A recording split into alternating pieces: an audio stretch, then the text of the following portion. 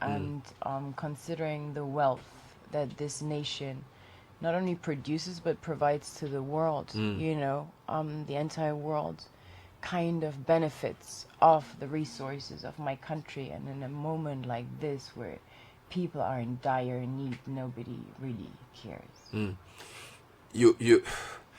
I mean, how did you get to hear about the tragedy? And then, since we haven't lived in Sierra Leone before, give us a sense of where this is and how serious the situation is. Where it is. Sierra Leone is located on the west coast of Africa. It's a beautiful country, lush and really like a paradise. They call it the Switzerland of Africa. It's rich in not only mineral resources but human resource, and human resources that we all benefit from around the globe, because we have one of the a lot of iron ore. We have one of the biggest iron ore deposits in the world. So just translate that into products, into industries that this fuels around the world, and how is that iron ore extracted? With human resource from Africa, and when we really dissect everything and realize which contribution African human resource in general makes to the world economy, just by the investment of energy and labor every day, and the value that human resource has to the world. Because look at companies like Lawn Mill, we're made to believe that it's valueless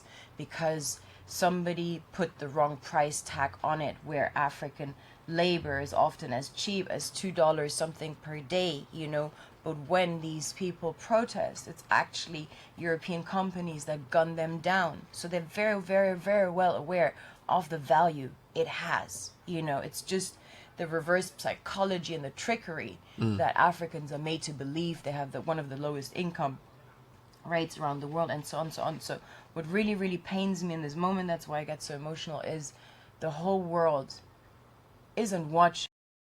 The other day, in an alleged attack in Europe, in Barcelona, and it is on every format of world news every 5 minutes. Hundreds. We don't know what the death count is because they're digging up bodies by the minute. It's a few hundred. It's expected to be 1,000. So, and that is completely ignored. Luckily, I feel today we have access to things like social media, where there's a network of like-minded, conscious people that actually have a conscience and a heart, first and foremost, and that support these initiatives, plus African countries that support each other. Even China, even Rihanna donated $2 million, but a person like Barack Obama, an African, not just by ancestry, by birth, and as a matter of fact, yet when it's about the plight of that very wealth they consume on a daily basis, everybody ignores. They're too busy. Is it ignorance, or and post and be interactive and on social media and this and that?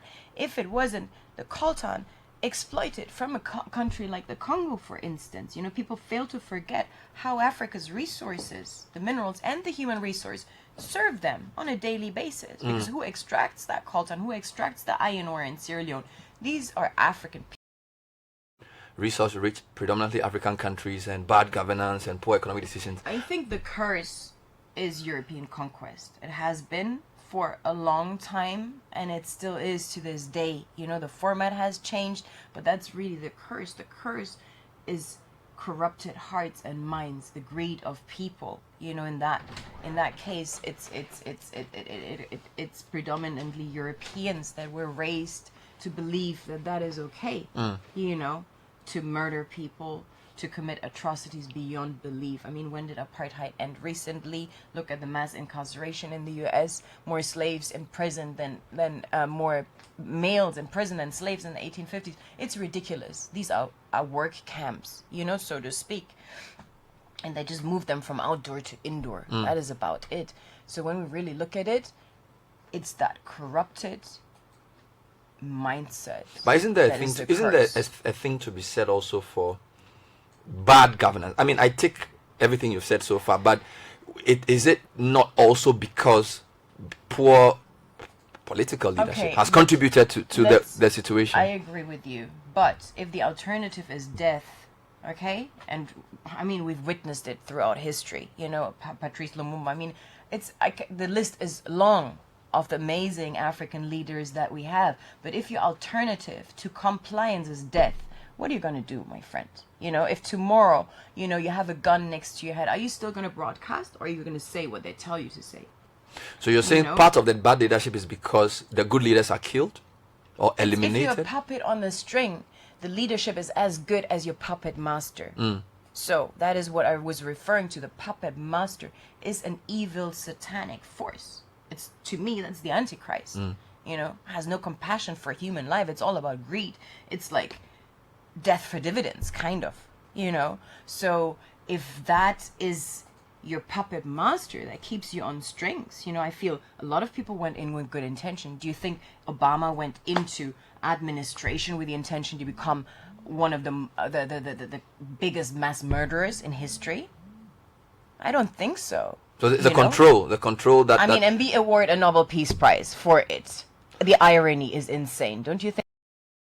Do you know how tight these strings run? They run back from ownership since colonization. A lot of it has not been transferred behind the scenes. Have you been following the how shall I say, or shown support for Sierra Leone is enough? I mean, World, CNN and co, we can't blame them too much. It's a global whatever. But if you look at, for example, Ghana's Twitter timeline, or Nigeria or Liberia, do you get the sense that people, because they're too lazy to do a little bit of research of physics, of nature, of natural laws, and use their own common sense, because I don't know, I mean, I will assess it this week. I will go to Sierra Leone, and once I'm on the ground, I'll have a better idea. But you won't take the comment that it was just rain and the natural. It is possible, but Ebola certainly was not. And every educated and intelligent person understands that this was biological warfare. It was a virus that was created, man-made, patented, and so on. And why is it always the richest countries in the world that are continuously destabilized? Why is that? So you think Ebola was created to... I know that for a fact. Ebola, how do you explain that this bat didn't land nowhere in between? Just straight up to Sierra Leone. And Liberia.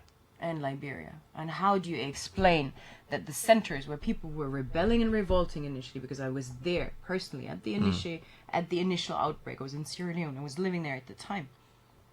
How do you explain that these people were locked up, partly killed, and so on, because they understood? Somebody target these two countries. Why do you target a bank? Why does Robert target a bank? Because there is a lot of benefit when he targets a bank for him, if it's done well. So there's a correlation between resource richness, of course, and so DRC, Sierra Leone, Liberia. Any turmoil in a poor country? But so look at the world. There is no conflict. There's no natural disaster. There is nothing in poor countries, and I mean really poor countries, not what we became to believe because somebody is years, not because of that. I mean, let's talk about real truth, the truth that will sustain and outlive time and us. That our future generations will ask suddenly their parents and grandparents, why were you all so damn stupid? What do you think the right response should be from Ghanaians listening to you, other Africans, in the face of what's happening in Sierra Leone now? What do you think an appropriate response would be? And help, because as much as I believe there is a grander dynamics at play, I believe immediately, that helps no one. There needs to be immediate emergency relief that gets to the people on the ground. I'm sure there are many organizations that facilitate that. Me personally, I do not work with organizations based on my experiences, but for this reason I started a GoFundMe campaign, a fundraiser, and we'll be going there in order to make sure this money gets to the victims, 100%, and where I believe it is most needed, and maximized And so I think this support should be normal, you know. So support is definitely important, both individuals, and we're organizing that from this part. Yeah. Do you think we should send people to go and also help in terms of the human support as well? That would be necessary too, because think about it, you know, it's a small country. We're not that many in Sierra Leone, so I mean, just the amount of, like, when I see men like digging graves now 24/7, you know, I'm sure there's other external skills that could be helpful, but I'm talking presently from an outside perspective, you know. Because you haven't gone, but you have a project you started, which you spoke about, Yes. where you say you find diamonds, which are human beings in the rough, Yeah. and you turn them. Talk to me a bit about what you've done with that project. What I've done with it, basically, this project was designed to, like, get young men, not just off the streets, out of one of the most notorious gutters in Freetown. That's where we're living at the time, and we began living together. I took them into my home initially, and then we created art, fashion, and we shot a short movie. So basically utilizing creativity in order to transform lives. And from the proceeds of these products that we created, they were able to seek an education and accommodation, and now they've branched out and into their lives, pursuing their lives, you know, to have died in the process, one I was telling you about before. And so the youngest is still kind of under my care, but the others have branched out and lived their lives. So you took them from the street. Some of them you sent to school. You say some of them No, are all of them in school. Some of them are artists now, musicians, painting. Musicians, some are in law school. No, we don't have a musician. Yes, we have one went on to law school, some went on to university, one became a filmmaker, and yeah. So for you, this is your personal response to the situation you described. Go to the people and have a solution, not necessarily a government response. This is your personal response. I believe in my own power. You know, I know what I can deliver. I don't rely on other people, and I don't know what the circumstances are. You know, I don't know what the circumstances of our president is. So I do what I can do, you know, within my means, within my capacity, and I think it's my human responsibility, as simple as that. It's not necessarily in response to a particular situation. Yeah, it is in response to a particular situation that I found I could be of help to, and so I did, and I would. Let me read a few comments for you. Ohini says, Bernard, it's ridiculous to reduce Africans to puppets in their entire existence. Where is personal responsibility in her analysis? Do you care to respond? I did not reduce Africans to puppets. You misunderstood. I reduced leadership to that, because I seen the consequences of brilliant leaders that rejected a system that was instilled in Africa for Western benefit. And I want to clearly distinguish, you know. We've seen what happened to Gaddafi. We've seen what happened to Lumumba. This is not by coincidence. You know, if people fail to understand the greater scheme, then please look at every great African leader and the consequence of death that happened to them once they wanted to implement something that would have brought freedom to their nation or Africa at large, which the African dinar would certainly have done, would have changed world economy in the blink of an eye. You said that a lot of Africans, generally world people, have been miseducated. What are you doing? Do you have some sort of conversation or platform where these kinds of conversations should be had more regularly, where people would confront some of these issues in a more frontal fashion? I think people are doing so. Whoever is a truth seeker will find the truth. You know, Google is free and almost everybody has access to it nowadays. So ignorance is a choice today. You know, it's no longer, it is a choice today. Let's be all very honest. You know, and laziness, of course, plays into it. A lot of people are very comfortable to just continue with their daily lifestyle and so on. I think talking about it, yes, it's great, but for me, I'm always very action-orientated. I don't like to talk about things that I have no solution to, you know? And I started a school project. I started to work with 248 Ebola orphans in Sierra Leone, and part of my solution is that I developed a curriculum that is rooted in truth, and rejects the lies that we have been taught through a Western system, that I have been subjected to. I've wasted how many years of my time, learning history that is not based on facts, but based on half truth, of extraction that makes the perpetrator look like the victor, like. So let me read a few messages. Glenn Nanakweshi Wilson says, Mallence, how do I join this fight against the world? How do I join this fight against the world? Fusein Mutala says, for how long are we going to remain like this? Kafui Dachimos says, I think African countries, especially the West Africans, need to properly integrate in order to end Western donations and grants. Good job, guys. React to that quickly. I'm going to go to Togo to talk to one of the people involved in the protest. Professor David Dose is joining me. And if you have been following the news, there have been massive protests in Togo over almost half a century of domination by one family in governance. And we understand that it led to some casualties. Professor David Dose has been following the situation closely. I'm going to speak to him briefly. Professor Dose, thank you for joining us on City FM in Ghana. Good morning. Good morning. Can you give us a quick overview? What really happened in Togo yesterday? We saw images of hundreds of thousands of people on the streets. We saw people who had been shot. What really happened and what led to the protests? Okay, since many years we have a big problem of democracy in this country, and it's many years people are looking for more democracy. We want political changement in the country. And on Saturday, a political party called PNP asked for his members to protest against the situation and to ask for 1992 constitution to come back in the country, because this constitution allows the country to stop presidential term and to have two-round election.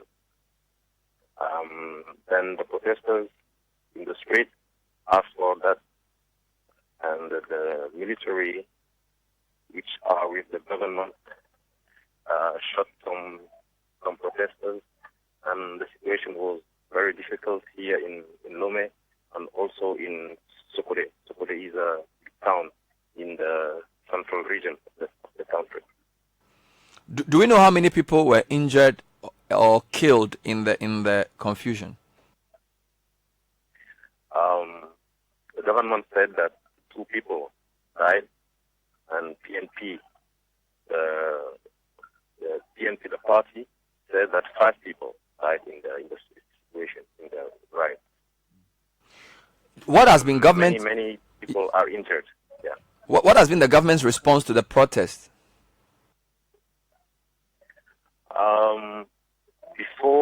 Before Saturday, 2 ministers came on TV with a very, very bad language to ask PNP not to go for the manifestation. We citizens were very surprised by the language of these members of the government, because it was a language which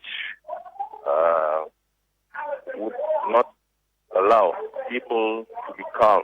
It was a very bad language, and we went on. We saw people get out for the manifestation.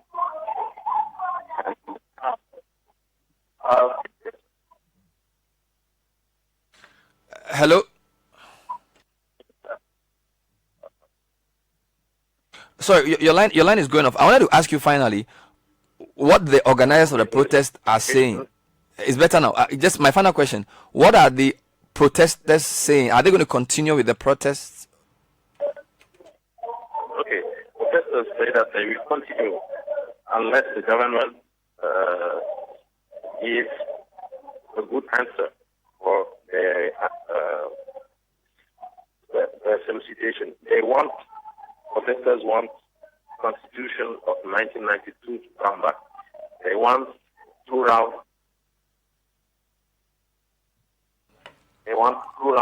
election.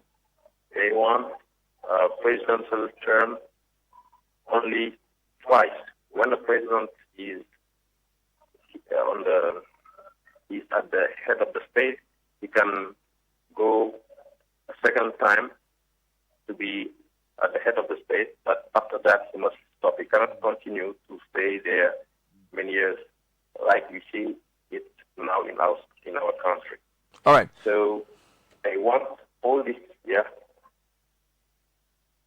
Thank you, Professor Dose, for talking to us. He is a Togolese academic, giving us some context. And Sky, I know you're familiar with the Togo situation, but I'll take a short break and try and come back and wrap up in studio with my guest, Mallence Bart Williams. I also want to announce that CTFM will be bringing you live coverage of the Vice President's engagement with media editors in relation to the paperless port situation. So the Vice President is going to give us an update on what work has been done on the media, on the deadline he gave for port automation, and we're going to bring you a live coverage of that event. Let me do another quick message, and I'll take Mallence's response and take a break. So, Mallence, there's another one coming to you as well. Bernard, I don't agree with your guest analysis on her country. She's passing the blame to outsiders or others outside. She should look at her country's governance and efforts to change. Internal corruption is rife, jobs not available, lack of political stability, etc., etc. That's another comment. To respond to that, number Yes. one, corruption exists all over the world, you know. However, that's exactly what I was referring to. People are brainwashed to believe what they see in the news. The news is like, it's a fabricated construct. So you have as much corruption in Germany as you have in these countries, you know. However, should really corruption, like, leave a country of that amount of wealth? Not that I'm trying to condone corruption, but should this level of poverty of the people that live in these countries, should that be the result of corruption? You know, just if you put things into proportion, the corruption on a larger level is really not that committed by the leaders, you know, and that is what I was referring to. We have had great leaders. Where are they? How come they're all dead? You know, so that is how corruption is really ultimately also encouraged. You know, it's encouraged, and if you don't comply, well, you take the bullet. So if really that is a consequence of being non-corrupt or being more integral and objecting certain implementations by the Western world, then I can understand how some leaders just not strong enough to take a radical stand. You know, you can't just expect that of African leaders. And I mean, the most corrupt governments, look at the US. You know, do you think any election is even like, I mean, look at elections in the US and so on. You know, look at child marriage in the US. Look at all these things that are not reported in the news. That's why we perceive the USA based on what they let us see. You know, I'll take a short break and come and wrap up in house. Later on, we'll cross over to the Mövenpick Hotel. The paperless port issue will be brought to discussion. The Vice President will be meeting business editors. All that is live on City FM. Don't go away. This is the City Breakfast Show, the city's biggest conversation. Hey, that's why when I buy anything, it has to be the very best. Diabetes. Now I have to build a lovely home for my family, but quality pa, dear. Wallahi, no compromise. So I've turned to Diamond 42.5 hour grade cement, the highest quality on the Ghanaian market. Since the year 2000, Diamond has put a smile on the faces of homeowners and block makers and supported numerous constructions with their high-quality brand that's rated green by the Environmental Protection Agency. Now we have the affordable 32.5 hour grade, which means there's a good deal for everybody, and that's great value for your pocket. You deserve the best.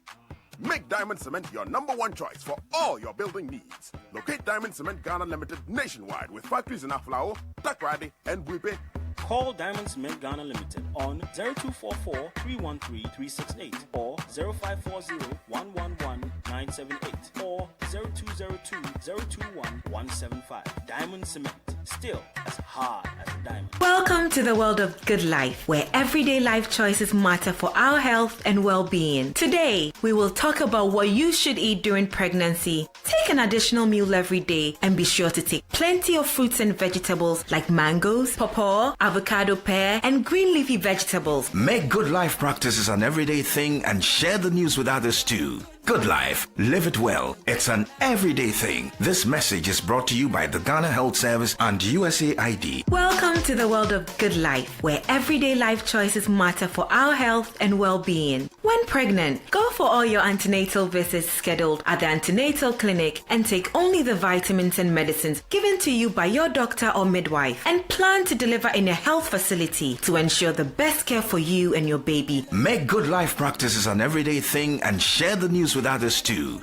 Good life, live it well. It's an everyday thing. This message is brought to you by the Ghana Health Service and USAID. To everybody who believes there's no dream you can't achieve, you can have it when you want, and then sing this song. I love my life this way.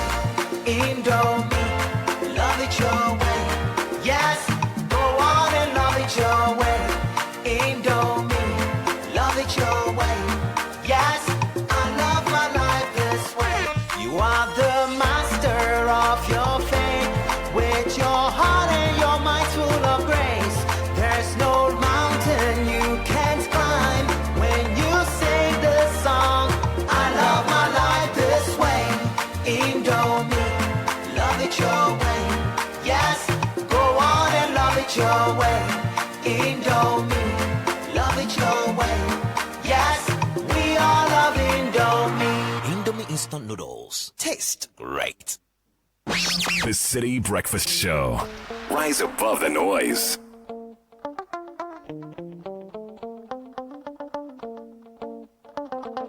Welcome back. So lots of interesting reactions to my interview with Mallence. So it's quite mixed. On my Twitter timeline, Dasibre, who tweets at Prempekali, says, Bernard, I'm getting emotional listening to Mallence. The power in her composure and calmness make you feel her pain and passion.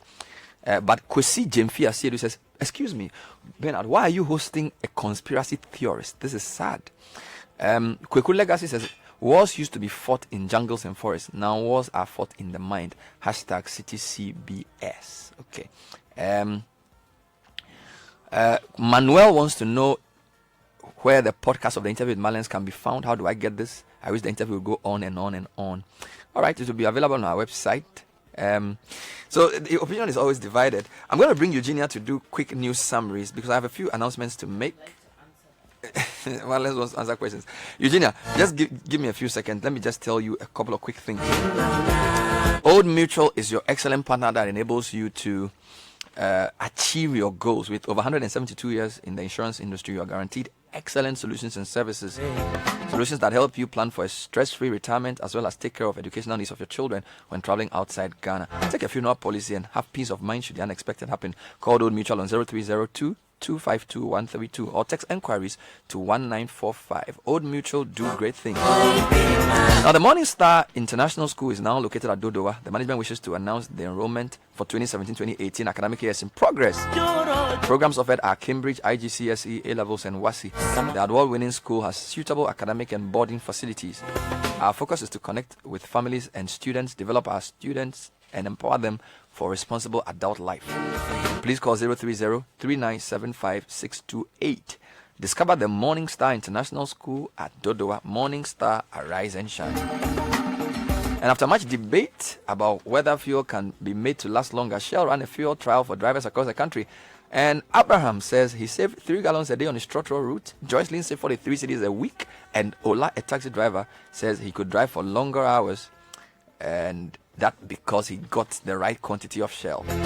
Fill up with Shell today. Shell fuel safe, filling New Year deep. And if you want to receive money from abroad, the Royal Bank guarantees you convenient, safe, and reliable way of receiving money via all the major money transfer services: MoneyGram, Western Union, Unity Link, Ria, Easy Remit, Express Link, and more.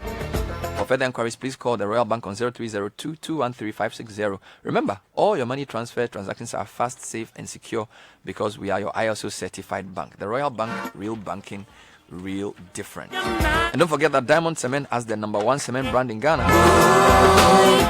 3 factories, Aplau, Takrady, and Buipe, producing the best cement grade in Ghana, 42.5 grade, rated green by the EPA. Call Diamond on 0244-313-368. Diamond Cement, still as hard as a diamond. I'll give you 30 seconds to respond to the last round of comments I got, Mallence, and then I'll turn to Eugenia to give us the news summaries. Okay, I would like to say call it whatever you want, but basically just because I don't believe in Santa Claus and I don't believe that Ebola was an airborne virus doesn't make me a theorist of any sort. Please don't forget that the Jewish Holocaust, it took almost 2 decades for it to be acknowledged and included in German history books, so I would like to have that discussion with your grandchildren because they will definitely call it truth and not conspiracy theory. Sometimes it takes time, and just because I'm a logical thinker, and I include what makes most sense into my equation. I just don't feed off major news channels and subscribe to their version of the story necessarily if it makes no sense. Mallence Bart Williams is, how do you describe yourself? I'm a social entrepreneur. I'm an ethical capitalist. I'm a humanitarian. I'm Mallence. I'm a person. I'm a woman. Nice.